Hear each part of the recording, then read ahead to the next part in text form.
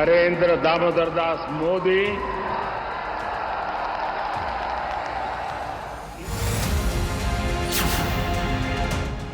ये तो 9 जून को ही तय हो गया था कि 2029 तक देश चलाने की जिम्मेदारी नरेंद्र मोदी के कंधों पर होगी।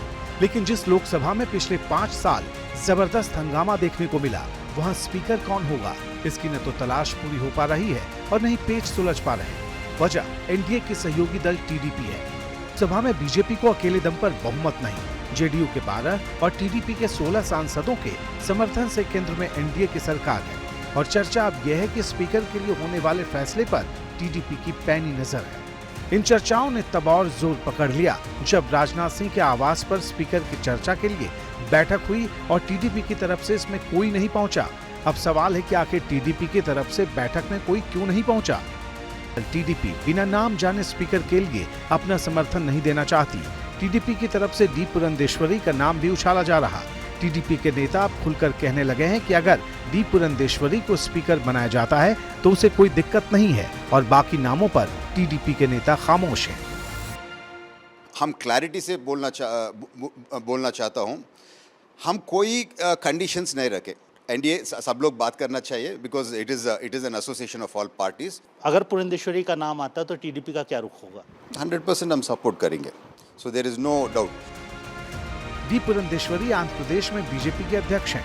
टीडीपी के नेताओं के साथ उनके अच्छे संबंध हैं। यही वजह है कि टीडीपी पुरंदेश्वरी के नाम पर सहमत है, लेकिन बीजेपी ये बात मानेगी, इस पर अभी सस्पेंस है। I have a responsibility already in front of me as the Andhra Pradesh BJP president. What my leaders would decide for me is up to them to decide. But right now I'm living up to my responsibility. 24 जून से लोकसभा का सत्र शुरू हो रहा। 26 जून को speaker का चुनाव है। स्पीकर पद के लिए जेडीयू बिना कुछ कहे सुने बीजेपी के साथ दिखाई दे रही है, लेकिन टीडीपी का रवैया अलग है। उधर इंडिया गठबंधन के नेता दूर से ही एनडीए के भीतर चल रही रस्साकशी पर नजरें जमाए बैठे हैं। अगर लोकसभा स्पीकर पद पर एनडीए का कोई व्यक्ति नहीं बैठा तो सबसे पहले नरेंद्र मोदी और अमित शाह तेलुगु देशम पार्टी को तोड़ देंगे और ये काम शुरू कर दिया है।